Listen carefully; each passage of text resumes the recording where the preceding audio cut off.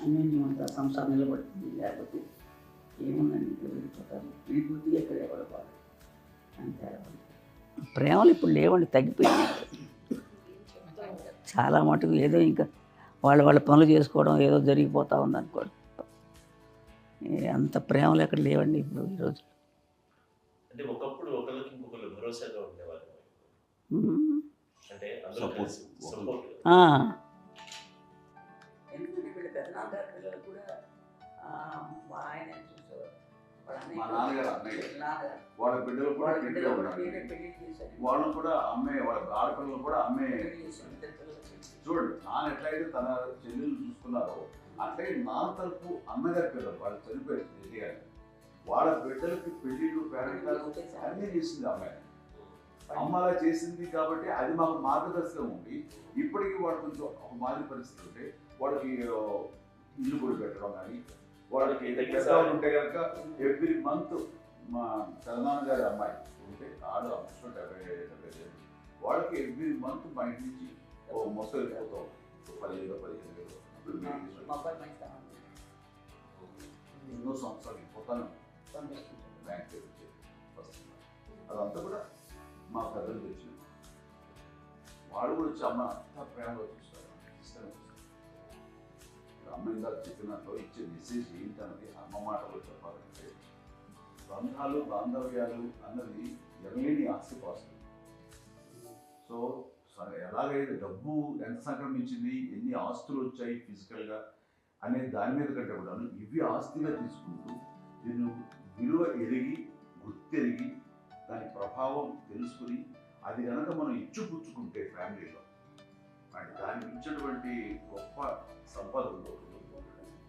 కష్టాలు వచ్చినప్పుడు డబ్బు తీరుస్తుంది కాదండి, కష్టం వచ్చినప్పుడు ఒక భుజం తీరుస్తుంది, ఒక చేయూత తీరుస్తుంది. అది మన బ్లడ్ రిలేషన్ మనలో మనకి అది ఉండటం అనేది అదృష్టంగా ఫీల్ అవుతుంది. అంటే ఒకసారి అమ్మ చూస్తే అక్కడ ఇండియా చూస్తుందంటే అది ఎవరి ద్వారా సంక్రమించడానికి తన ఆ చెట్టు కొమ్మగా కాబట్టి ఆ చెట్టుకే మనం ఆపాదించాలి. ఎక్కడో మామూలుగా ఉండాల్సిన వాళ్ళు ఈ రోజున ఈ స్థితిలో ఉన్నాము, ఇంతమందికి లైఫ్ రావటానికి దోహదపడ్డాము, ఇంతమంది కలిసికట్టుగా ఉండటానికి ఇదైంది. అమ్మని చూస్తుంటే నాకు ఏమనిపిస్తుందంటే అబ్బా ఇలాంటి జన్మం నాకు ఎవరికైనా ఉంటుందా? ఇంతమంది మనుషుల చేత కలవబడేవాళ్ళు, ఆరాధింపబడేవాళ్ళు, అభిమానించబడేవాళ్ళు, ఇంతమంది నా వంశమా, నా సంపద అని అమ్మ ఫీల్ అంత గొప్ప ఫీలింగ్ ఎవరికి ఉంటుంది? మా చెల్లెలు కూడా వస్తుందని అనుకోవట్లేదు, సూర్య కూడా ఉంటుందని అనుకోవటం లేదు. అలాంటి గొప్పగా ఇది. అండ్ ఆ రకంగా షీఈస్ వెరీ చాలా గొప్ప జన్మం. అమ్మకి చిన్న మానసికంగా చిన్న ఏదో ఒక డిప్రెషన్ ఏదో వచ్చింది.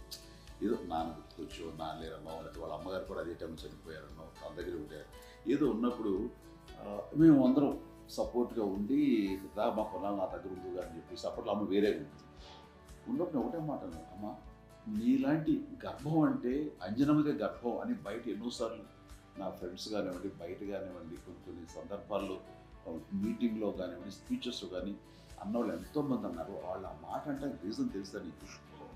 కోటాను కోటల్లో ఎంతమంది తల్లులకు మీకు వచ్చిన అదృష్టం, నీకు లభించేటువంటి వరం ఎవరు లభిస్తున్నారు? బిడ్డలు ఎంతోమంది చేత కొనియాడబడుతున్నారు, ఎంతోమందికి సహాయపడుతూ ఆ రకంగా వాళ్ళందరి యొక్క ఆశీస్సులు పొందుతున్నారు. అంటే ఎంతోమందికి నిరంతరం హెల్ప్ చేస్తూ వాళ్ళ ఎదురు చూసుకుంటారు.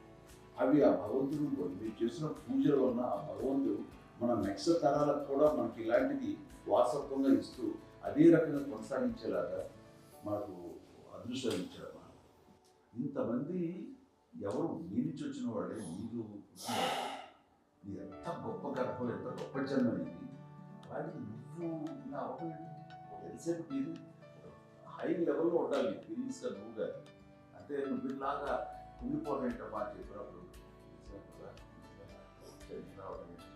ఇది నీది కాదు నాది కాదు, నువ్వు నమ్ముకున్న భగవంతుడు నీకు ఇచ్చింది అనుకుంటావు కదా. నువ్వు ఆ భగవంతుడి కృతజ్ఞత తీర్చుకునేలా ప్రతిరోజు ఆయన ధ్యానించు, ఆయన పూజలో ఉండు, నీకు ఆయనే ధైర్యం ఇస్తాడు. అంతేగాని నువ్వు నెగిటివ్ సైడ్ ఆలోచించుకోమ్మా.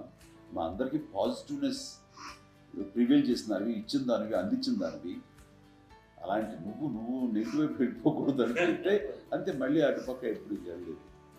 ఆంజనేయ స్వామి భక్తి ఆయనలో ప్రవేశపెట్టి చెప్పాలంటే ఆయనకి అల్లరికి, హుషారుకి, చలాకితనానికి, చిలిపితనానికి ఆ తేడా తెలుసుకుని చెప్పమ్మా. అల్లరంటే ఇప్పుడు నా ఇమేజ్ ఏమైపోద్ది, అల్లరంటే అల్లరుడు అని, నేనేమో చాలా రావుడు మంచి బాలుడు అనేలాగా నా ఇమేజ్ ఇది. నేను అలాగే చెప్తుండేవాడిని. నా ఉద్దేశం అదే. నువ్వేమో అల్లరి నన్ను అంటే చలాకితనం అమ్మ అల్లరి అనుకునేదేమో. లేదండి, ఎక్కువ హుషారు కానీ చాలా బాగుండేవాడు అబ్బాయి. అవునండి, వాడే చేసేవాడు. అది ఇంట్లో ఎవరు ముట్టుకునేవాడు కాదు, మా నాగబాబు అస్సలు ముట్టుకునేవాడు కాదు. అన్నిటికీ నాకు ఆయన సహాయమే పాపం. నాన్న ఆయన ఉద్యోగం వెళ్ళిపోయారు. నేను పాక్కుంటూ అలాగా వెళ్తూ వెళ్ళిపోయాను. నాకు తెలియదు. తర్వాత అమ్మ చెప్తుంటే నేరుగా మాత్రం కొన్ని చెప్తున్నాను. కమ్మరకోలు ఉంది నాది. ఒక అది పెట్టి అది వెళ్ళి కూర్చొస్తా ఏడుస్తాను రోడ్డు మీద. అయ్యేసరికి వాళ్ళు 3 years. సో నన్ను వాళ్ళు తీసుకెళ్ళి వాడు కమ్మరకోలు కూర్చోబెట్టాడు. ఇక్కడికి ఏడుస్తాను, ఎవరికి వెళ్ళాడో తెలియదు వాళ్ళకి. సో అది ఒక గంట పోయిన తర్వాత అమ్మ ఎత్తుకుంటూ వాడు వచ్చి వాడు చిన్నబిడ్డ చూసారు మొత్తం పెట్టి అది వాడు చూసి ఈ అబ్బాయి అన్నారు. కాదు అనేసింది. అదేంటి అలా అంటారు, సరిగ్గా చూడమ్మా. ఈ అబ్బాయి మా అబ్బాయి అండి. ఏంటమ్మా అంటే ఆ కబర్గోలులో కింద కూర్చోబెట్టాడు కదా, బస్ అంతా పూజ చేసుకుని అలాగే అయిపోయింది. అంటే రంగని కాదు కానీ ఆ కబర్గోలులో కూర్చోబెట్టడానికి ఆ మసిగిస్తూ ఇంకా నల్లగా అయిపోతుంది. అంత నలుపుడు సార్ నా బిడ్డ కాదని అమ్మ వెళ్ళిపోతుంది. మళ్ళీ ఏదో డౌట్ వచ్చి ఆగింది. నేను నా బిడ్డ చేశాను. థర్డ్ ఇస్ కటింగ్ డౌట్ నాకు.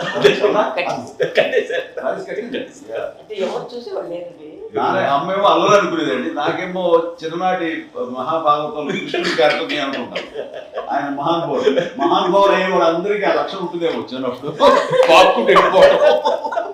కొన్నిదల కుటుంబ సభ్యులు మంచి రుచులను ఆస్వాదిస్తారని, మంచి భోజనాలని ఆనందిస్తారని అందరికీ తెలుసు. చిన్నప్పుడు వీరి ఆహారపు అలవాట్లు ఎలా ఉండేవి? ఈదేవి, ఎగిరేవి, ఇవి ఎవ్రీ డే 2 పూట్ల ఉండాలన్నా. మరి నాగబాబు పాపం ఏముంది, తిన్నట్టు ఇష్టం. మరి అన్ని రకాలుగా నాన్న కోసం చేసి పెడుతుంటే మరి తను అవి ఇష్టపడక ఆ తర్వాత అవి లేకపోతే కోపడక ఎలా ఉంటాడు చెప్పండి. 5 పిల్లలు అయినా అమ్మా నాన్నలు కొంతమంది పైనే ఎక్కువ దృష్టి పెడతారు. ఈ 5 మీరు ఎవరి మీద ఎక్కువ ఫోకస్ పెట్టేవాళ్ళు? కళ్యాణ్ బాబు వాడంటే బాగా, అంటే వాడు ఏం తినేవాడు కాదు అసలు. ఆడికి ఏ తింటాడని ఇప్పుడు వాడికి నచ్చకపోతే, నేనైతే నచ్చకపోతే చాలా గోల్ చేసేవాడిని. అన్నయ్యకేమో చాలా అన్నయ్య ఏది పెట్టినా తినేవాడు, అసలు అడ్జస్ట్మెంట్ ఏంటంటే. నాకేమో నచ్చకపోతే చాలా గొడవ పెట్టేవాడిని. తిండి ఇది ఒక అన్నం, ఇది ఒక కూరలు అని వెళ్ళిపోయేవాడిని.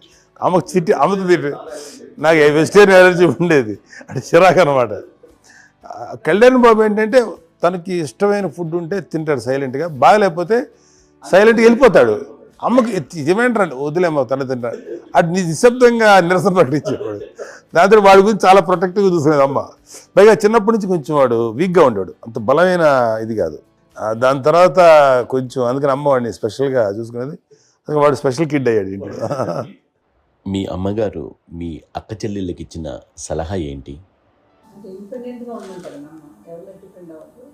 నీ పిల్లలు నువ్వే జాగ్రత్తగా ఎవరి మీద చేయకు, డిపెండ్గా పెట్టద్దు అని ఆవిడ మాకు బాగా ఎక్కువ చెప్తుండేది. నాకు కొంచెం టఫ్ టైమ్స్లో కూడా నీ పాట నువ్వే ఉండాలి, ఎవరింట్లో ఉండదు, ఎవరింట్లో ఉండదు, మా దగ్గర కూడా ఉంది, నీ దగ్గర కూడా నువ్వే ఉండాలి. చెప్పారు చాలా తక్కువ, బట్ నాకు అదే చెప్పేది. ఇండిపెండెంట్ అట్లా ఒకళ్ళ దగ్గర ఉంటే నీ గౌరవం తగ్గిపోతుంది, ఎక్కడ ఉండదు. అది చాలా నాకు చాలా ఇన్స్పైరింగ్ ఉండేది అన్నమాట. అది ఇప్పుడు కూడా అది చాలా హ్యాపీగా అనిపిస్తుంది అని చెప్పింది. అంతే కదా, ఇప్పుడు మనకి ఏదైనా రోగాలు వస్తే మనమే, బట్ తగ్గించే వాళ్ళు కన్సర్న్ చూపించే డాక్టర్స్ ఇద్దరు కింద ఉండొచ్చు, కానీ పోరాడాల్సింది మనమే సాగుతుంది. నాకు ఒకసారి కొంచెం ఏదో ఒక డిప్రెస్డ్ ఇది వస్తే